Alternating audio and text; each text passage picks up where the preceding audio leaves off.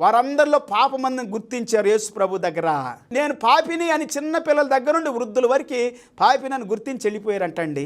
యేసుక్రీస్తు చెబుతున్నారు, ఇక నేను నీకేం చేయను, ఇక పాపము చేయకము. పాపము చేయొద్దు. పాపము చేస్తే నువ్వు భయంకరమైనటువంటి దుస్థితిలోకి వెళ్తావు. పాపము నీ దేహాన్ని పాడు చేసిద్ది, ఆత్మను పాడు చేసిద్ది, మనస్సాక్షిని పాడు చేసిద్ది, నీ కుటుంబ వ్యవస్థను చిన్నాభిన్నం చేసిద్ది, నీ వ్యక్తిగత జీవితాన్ని, సాక్ష్యాన్ని, లేకపోతే నీ మంచితనాన్ని, నీ సుగుణాలు, నీ కలిగి ఉన్న ఆస్తిని, అంతస్తులు అన్నిటిని పాడు చేసిద్ది. పిల్లారా, వ్యభిచారం అనే పాపము ఘోరమైంది. ఒకడు ఒళ్ళో నుప్పులు పోసుకుంటే తన ఒడి కాలుతుంది.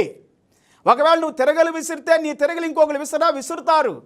సో కాబట్టి పాపం అనేటువంటిది నీకు, నీ కుటుంబానికి, నీ భార్యకు, నీ భర్తకి ఏమాత్రం కూడా శాపాన్ని తీసుకురాకున్నట్లుగాను, అధికమైన పాపం నీకు కలగకున్నట్లుగాను పాపము మానుము అని దేవుని వాక్యం సెలవిస్తూ ఉంది. పాపము నుండి క్షమించే అధికారము యేసుక్రీస్తు